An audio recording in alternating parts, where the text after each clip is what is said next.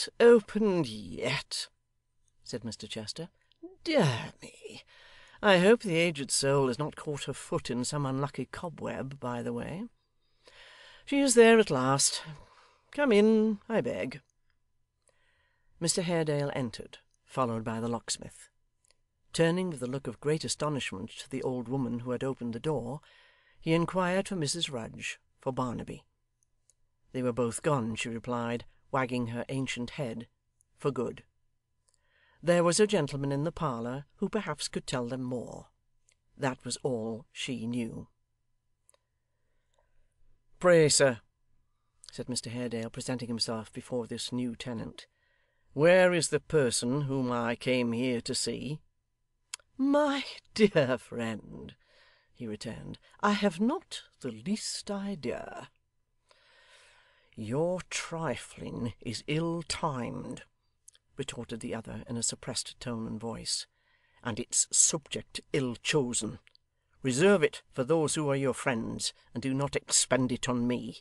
I lay no claim to the distinction, and have the self-denial to reject it.' 'My dear good sir,' said Mr Chester, 'you are heated with walking. Sit down, I beg. Our friend is ' 'Is but a plain honest man,' returned Mr Haredale, 'and quite unworthy of your notice.' 'Gabriel Varden by name, sir,' said the locksmith bluntly. 'A worthy English yeoman,' said Mr Chester, 'a most worthy yeoman, of whom I have frequently heard my son Ned, darling fellow, speak, and have often wished to see. Varden, my good friend, I am glad to know you. You wonder now,' he said, turning languidly to Mr Haredale, 'to see me here. Now I am sure you do.' Mr Haredale glanced at him, not fondly or admiringly, smiled, and held his peace. 'The mystery is solved in a moment,' said Mr Chester. 'In a moment.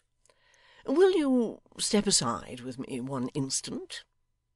You remember our little compact in reference to Ned and your dear niece, Haredale? You remember the list of assistants in their innocent intrigue? You remember these two people being among them? My dear fellow, congratulate yourself and me. I have bought them off.'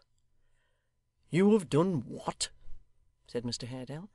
'Bought them off,' returned his smiling friend. 'I have found it necessary to take some active steps towards setting this boy and girl attachment quite at rest, and have begun by removing these two agents. You are surprised.